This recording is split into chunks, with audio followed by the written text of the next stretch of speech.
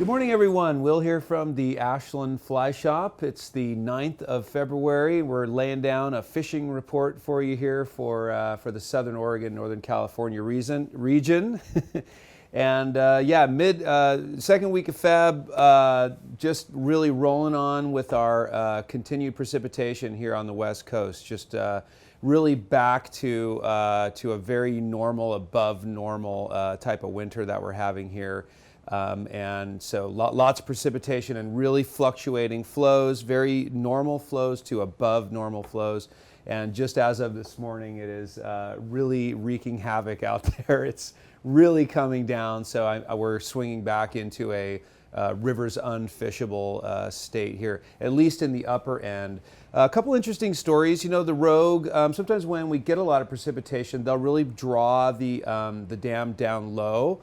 And so we have seen some lower flows up there around the hatchery area and the above Shady Cove up there, Rogue Elk, Casey Park. And so we have seen some folks finding fish up there. I'm really surprised to see how many late summer fish we've been finding up there and how that's been kind of continuing on. That's been a real surprise. But a few early winter fish, but it's always a little speculative this time of year. But we think we've seen a couple that qualify as early winter fish, and we usually do this time of year. So we're keeping an eye on that, and typically we don't start getting, really excited about fishing winters up there, until much later in February, later this month, and really into March and April. So that's what we're looking at as far as winter fish here. If the flows get down, it's still a nice place to go and fish. So if we get the right conditions in the upper river around the hatchery, then we're going to have good conditions throughout the Holy Water, which is the trout stretch there just below the dam. And we've had a lot of fun up there actually in the last few weeks, swinging flies and stuff with our trout spays, swinging buggers. It's definitely slowed down a little bit.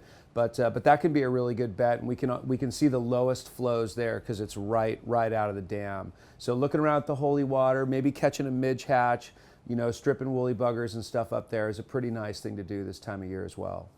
The Klamath is going to pop up to about 3,000 or 4,000 up around Iron Gate Dam, which is an area that we like to fish a lot this time of year around I-5 and the Hornbrook area. But it's going to pop up pretty good, and we'll probably be out of the game for a while as well. So, but again, same kind of thing. If the flows come down and they get around 1,000 to 2,000, then it's a good place to look around. I've actually seen some really nice fish come out of there in the last few weeks when the conditions have been right. So just continuing with the theme we've been talking about for the last month or so, looking at the coast. The coast is really a good place to go to consider, hooking into a really nice fish out there, and maybe even having a better chance at better conditions because those rivers tend to come down quicker. So that's a good place to go to make a pilgrimage out there and kind of poke around and see what you can find out there. It's a pretty special place. So that's good, and kind of a similar deal with the North Umpqua. The north can clear a little bit quicker. It's a little higher up than where we fish the Rogue, a little higher up on the hill there. So it's worth poking around. But similar type of thing as far as winter fish getting up there. Usually it's not until a little bit later, a little bit earlier in the year that we really start looking for winter fish up there. And same kind of story all around. Love to get down and do some trout fishing on the upper Sacramento. I really enjoy doing that this time of year, but it's really been a lot of high flows. Couple good windows. Had a nice little report from a guy who was in yesterday, it's